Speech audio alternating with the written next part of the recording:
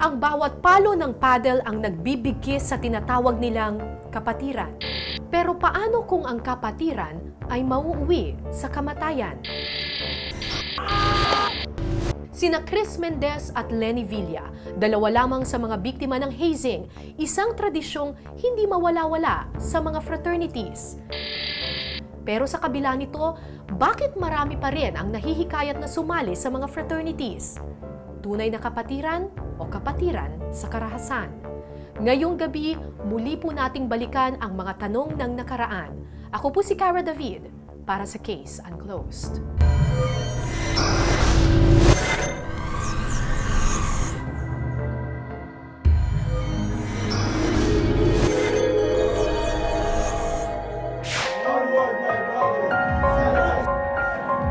Sa pagsali sa isang fraternity, kailangang pagdaanan ng isang neophyte o aplikante ang isang marahas na tradisyon, ang initiation.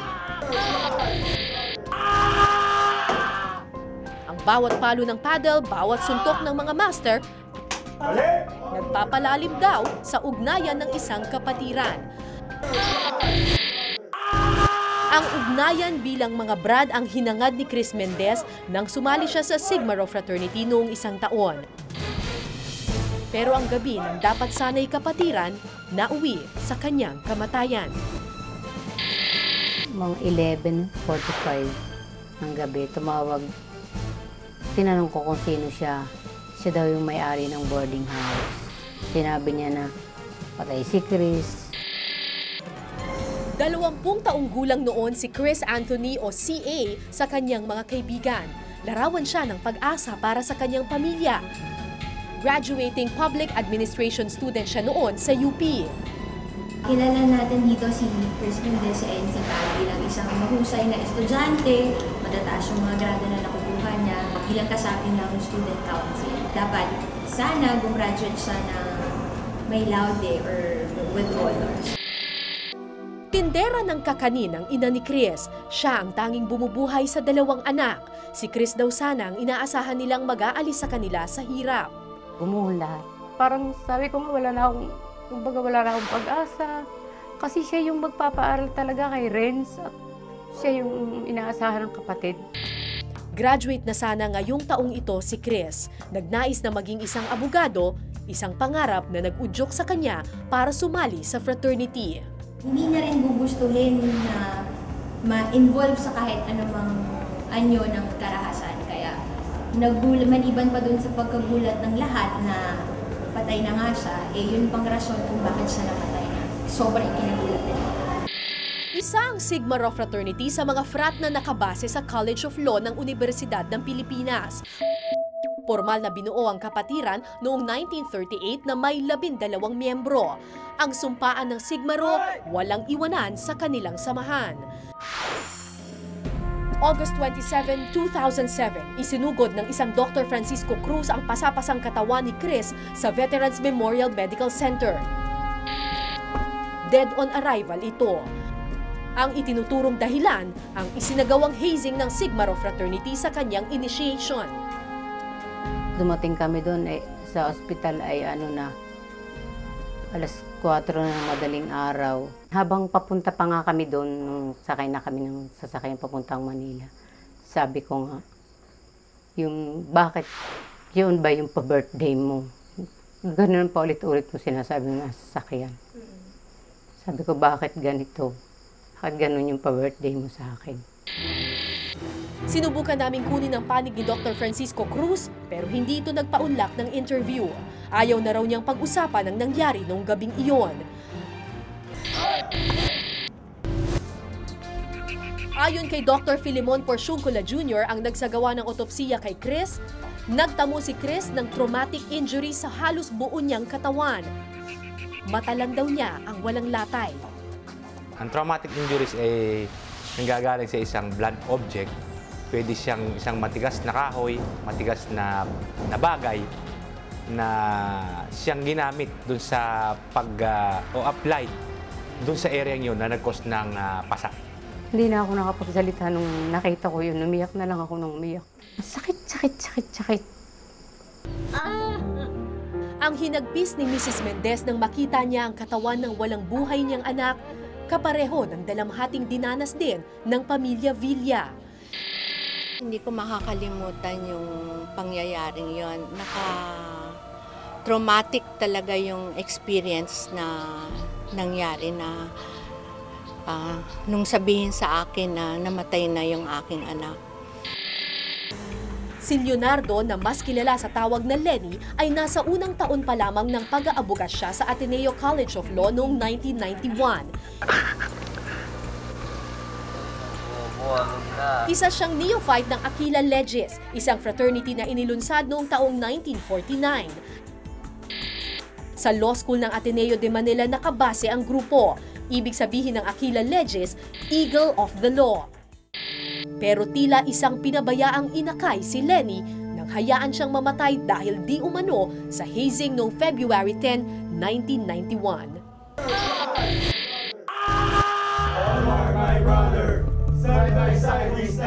Nung makita namin ang anak ko, black and blue ang kanyang katawan at ang itaas lang ang mukha lang niya ang walang pasa. Sila pala ay hinahampas unti-unti sa buong katawan. Gaya ni Chris, bugbog, sarado at puno ng pasa ang buong katawan ni Lenny. Base sa ipinasang dokumento sa Court of Appeals, 3 sunod-sunod na araw raw ang ginawang initiation. Nagsimula raw ito sa pang-iinsulto hanggang nauwi sa sukatan ng katatagan. Matitinding palo, sipa, tadyak at suntok sa iba't ibang bahagi ng katawan ang tinanggap ni Lenny Villa. Hindi ito kinaya ng kanyang katawan. Nang isinugod si Lenny sa Chinese General Hospital and Medical Center, dead on arrival din ito, gaya ni Chris Mendez. Cardiac failure secondary to multiple traumatic injuries ang naging sanhi ng pagkamatay ni Lenny. Iniisip ko kasi noon, kanya namatay yung aking anak, kanya nawala ang sakit sa loob ko.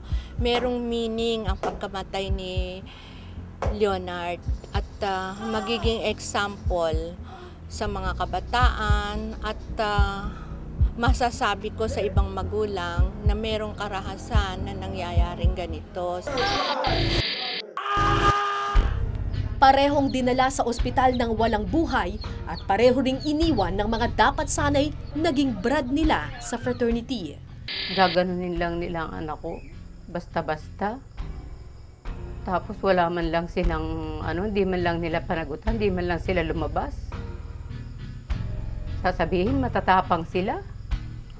Bakit di sila lumabas? Harapin nila yung ginawa nila.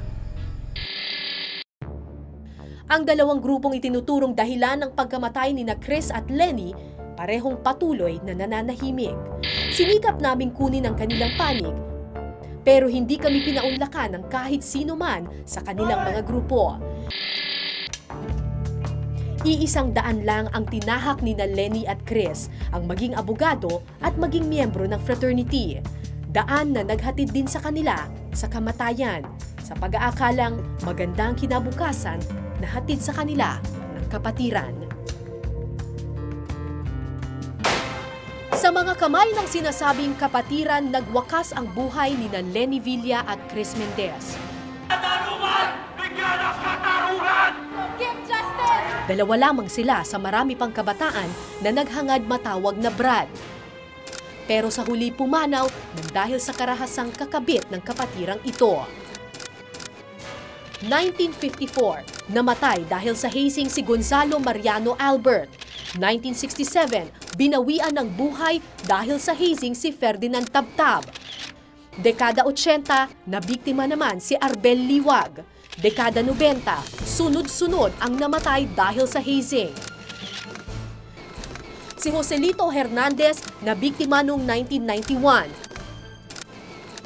Taong 1995, si Mark Roland Martin. Hindi rin nakayanan ni Alex Icasiano ang palo sa initiation noong 1998. Taong 2006 naman nang bumigay si Marlon Villanueva sa lakas ng hampas ng mga pader. Onward, my brother! Matira ang matibay, ito daw ang usapan pagdating sa hazing. So, pag dito po sa kanan, pag dito ka inano sa kanan, dudugo ang iyong liver, atay. Dito, spleen. Ngayon, kung sa likod ka papaluin, ito Pag ang dito kidneys. ka pinalo, Okay? Ito ang dalawang kidneys. Okay? So pareho nasa right and left sa may back. So pag pinalo ka sa tagiliran, dito sa parting likod Dito o banda. sa likod, oo. pwedeng tamaan ito, pwedeng umihi ka ng dugo. Oh my God. Okay? Kapag pinalo ka, pumuputok yung blood vessel. Yun yung nagkukos ng pasa o hematoma. Hindi mabilang na hampas ng paddle at belt, mga sipa at suntok ang pinagdadaanan ng mga neophytes sa isang initiation. Yung spine. Okay? Delikado kasi yung lugar na yan kasi although may buto dyan, pwede kang magkaroon ng pasa sa baga, sa lungs. Itong vertebral region, pwede kang maparalyze. Ayon kay Dr. Ocampo, may tuturing na torture with consent daw ang hazing. Hindi ka naman pupunta sa fraternity na pipitikin lang daliri mo. You know, napapaluin ka. Kasi dapat yung professional na mga nag-hazing sa kanila, hindi sila papaluin doon sa mga binanggit ko na parte. At kahit alam daw ng isang neophyte na marahas ang pagdadaanan nilang initiation, tinitiis nito ang sakit para lang makasali sa grupo. Isang Grand Archon ng isang sikat na fraternity ang nagkwento nito sa amin. Papaluan sila, siguro more often na aabutin ng mga 40 plus, 48. Pinakamasakit na yung 130. Susunod dun, magkakaroon ng Indian run o massacre. Yun yung gugulpin sila within 30 seconds. Kailangan matawid nila yung yung kaliwat kanang people na officials na magbibigay ng initiation sa kanila. Walang katapusang bugbugan daw ang mararanasan ng neophyte sa loob ng 24 oras. Bubusan ka ng kandila sa likod na merong seal ng frat. Tapos buburahin yun through belt. Belting, yun yung papaluin yung likod mo para mabura yung candle na nilagay sa likod mo. Malalim ang kasaysayan ng mga fraternities sa ating bansa. Panahon pa lang ni Jose Rizal, meron na raw ganitong klase ng kapatiran. Ang una-unang fraternity dito sa atin, natatag nung panahon ni Jose Rizal. Yan yung samahan ng mga Mason. Ang mga Mason ay isang sikretong samahan gaya rin ng mga fraternity ngayon. Dalawa ang ugat ng inspirasyon ng pagtatayo ng mga fraternity dito sa Universidad ng Pilipinas. Una ay yung nakita nilang impluwensya ng mga Mason sa larangan ng katipunan. After the Japanese-American War, that this thing known as hazing, resulting in the injury or death of some Sigma Rhoans started. Malayo na ang tinahak na landas ng mga fraternities sa kasaysayan ng Pilipinas. May sari-sariling baluarte sa bawat sangay ng gobyerno. Ang mga fraternity gaya ng Sigma Rho at Aquila Legis sa Senado, Kongreso at sa Korte Suprema nakaupo ang mga miyembro. The entry, use, and consumption of... Si Senator Edgardo Angara ay miyembro ng Sigma Rho Fraternity sa UP. Aminado siyang dumaan din siya sa matitinding palo mula sa kamay ng kanyang mga masters nang sumali siya rito noong 1952. Ang final initiation ay ginugulpi ka. Ginulpi ako kaya kumalaman ng tatay ko, galit nga siya eh. May moment yan na blindfolded ka eh. So hindi mo alam kung sino ang gumulpi. Bagong salta lang sa Maynila noon si Senator Angara nang maanyayahan siyang maging miyembro ng Sigma Rho. At hindi naman ako nagsisi na ako'y naging miyembro ng Sigma Rho Fraternity. At yan ay provides the necessary companionship and fellowship sa isang bagong estudyante, lalong-lalo na sa isang nanggaling sa probinsya. Ayon pa kay Senator Angara, malaki ang naging papel ng Sigma Rho Fraternity sa kanyang narating ngayon sa politika.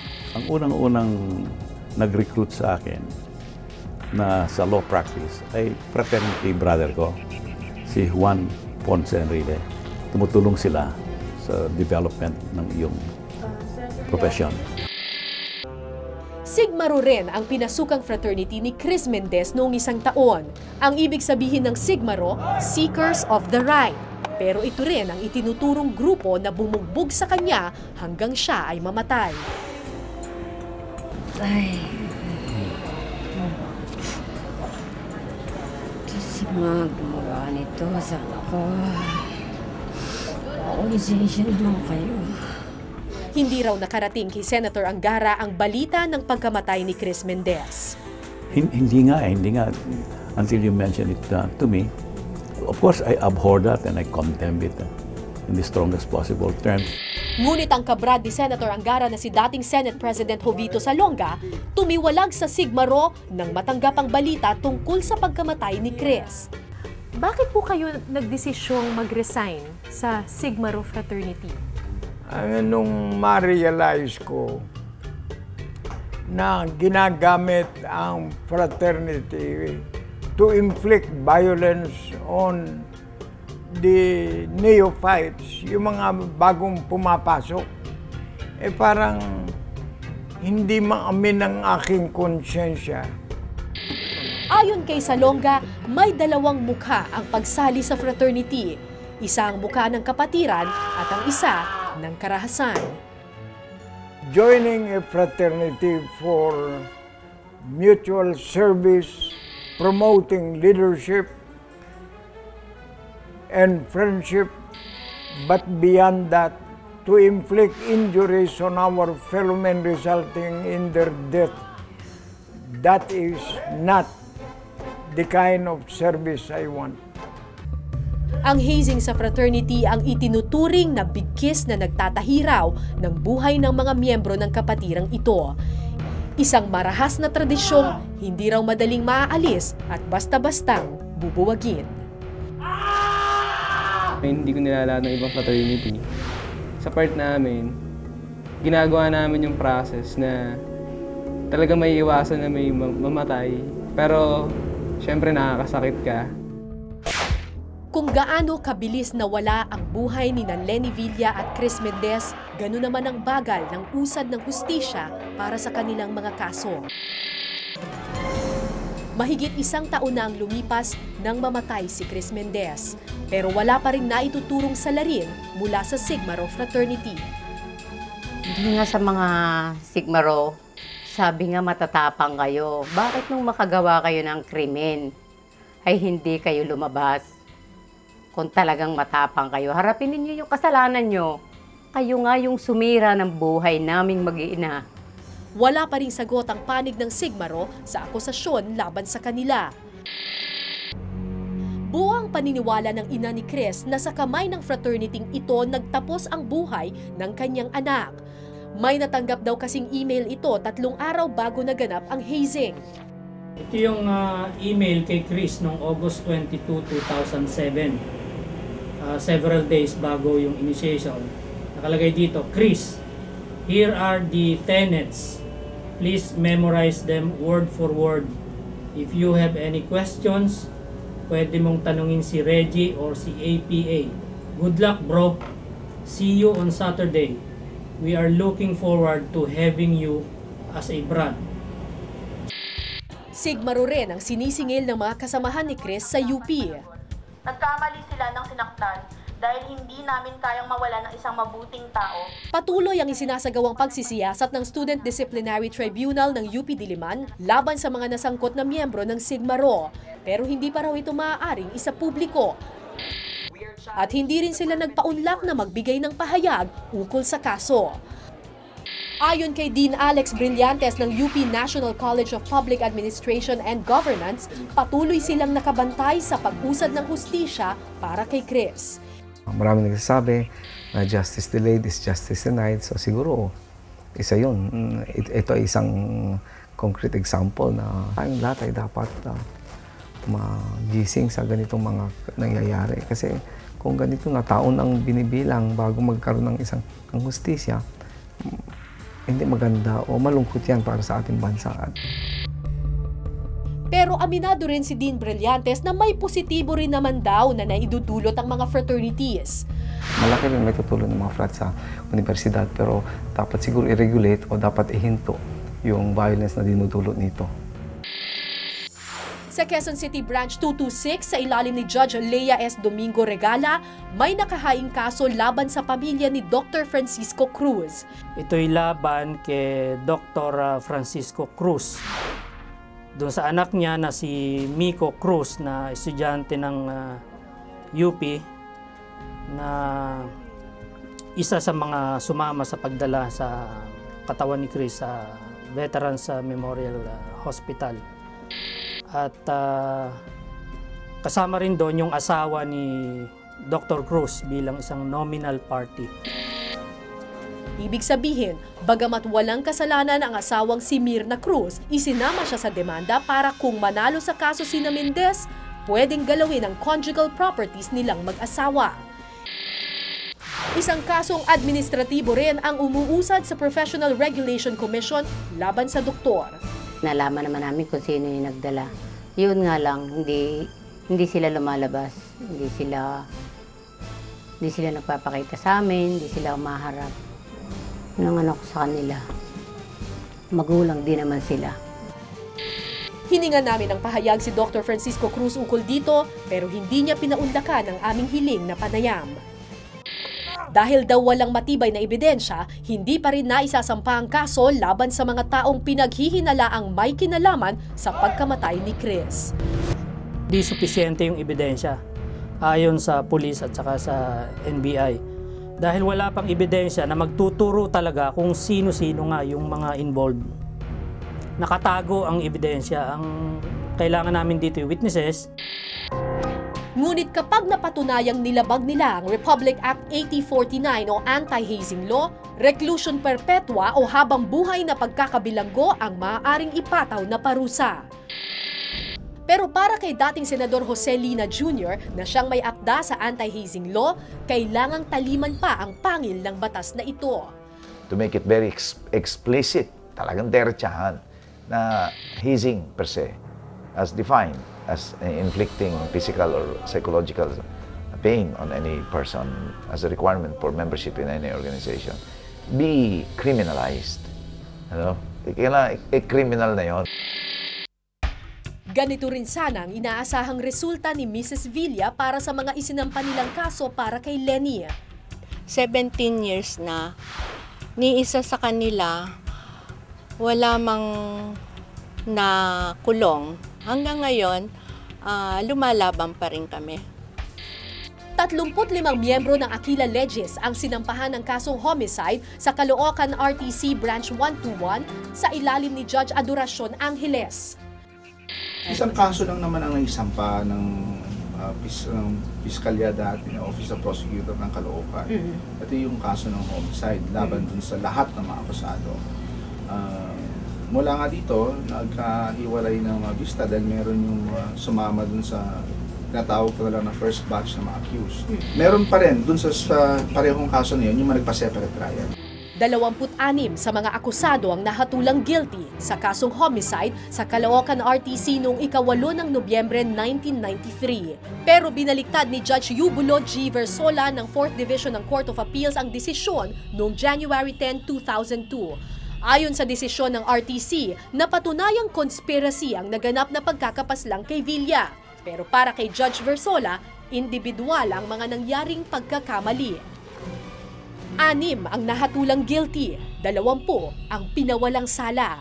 Sa ngayon, 3 kaso pa rin ang nakabinbin sa pagkakapatay kay Lenny Villa. 2 sa Supreme Court, 1 sa Caloocan RTC Branch 130. 1991 na isang pa yung kasong homicide. Nag-start lang yung separate trial 2005.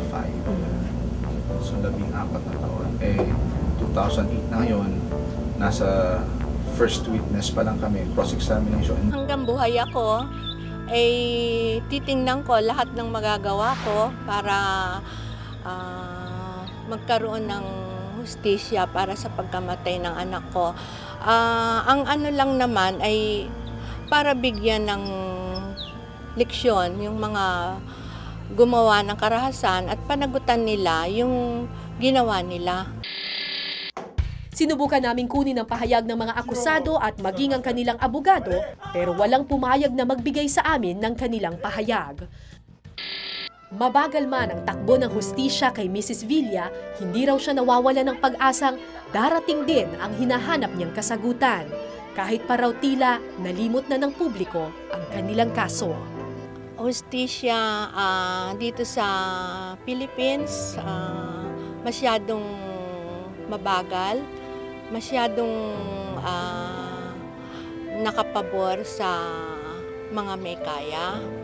Walang meaning kasi hindi napaparusahan kaagad yung dapat parusahan. Sa kabila ng tila malabo at matagal na sagot ng hustisya para sa kanilang mga namayapang anak, tuloy ang laban ng dalawang inang nangungulila. Ang pagsali sa fraternity ang nakikitang paraan ni Paulo, di niya tunay na pangalan, para maging isang matagumpay na abogado sa hinaharap. Kakatapos lang niya ng orientation sa ina-applyan niyang fraternity. Yung mga naging successful na lawyers, karamihan sa kanila may frat talaga. So, nakita kong makatulong to, especially sa connections. Palo man ng paddle o hagupit ng sinturon, titiisin daw lahat ni Paulo para lang matawag na isang ganap na Brad. Nakakatakot siya, pero kung yun talaga yung kailangan gawin para, yun nga, to eventually be successful. Ilang beses kaya itong sinabi ni Chris Mendez sa kanyang sarili. Pumasok din kaya ito sa isip ni Lenny Villa na tumigil sa kanyang pagsali. Kailangan palitan ang initiation at I will not be proud of a fraternity na nag-inflict ng violence. Once they inflict violence on their fellow men resulting in their death, that is a dishonor to the fraternity. Sa ngayon, ang tanging magagawa ng pamilya ni Lenny at Chris ay ang maghintay sa kanilang inaasam na hustisya. Yung hustisya hanggang ngayon dito sa atin masyadong mabagal na pagka hindi mo pinarusahan ang mga tao ng napakatagal, nakakalimutan na ng mga tao. Kasi mahirap lang kami. Paano kaya kung mayaman kami? Isang anak ako ng ganyan mayamang pamilya. Ano kaya ako yung kaso na nalutas na kaya kung mayaman kami? Onward, my brother! Dapat nga bang gawing sukatan ng samahan ng isang kapatiran ang dahas? Habang patuloy na ginagawa ang marahas na tradisyon na sinasabing nagbibigkis sa mga miyembro ng fraternities, malaki ang posibilidad na magkaroon pa sa hinaharap ng mga panibagong Lenny Villa at Chris Mendez.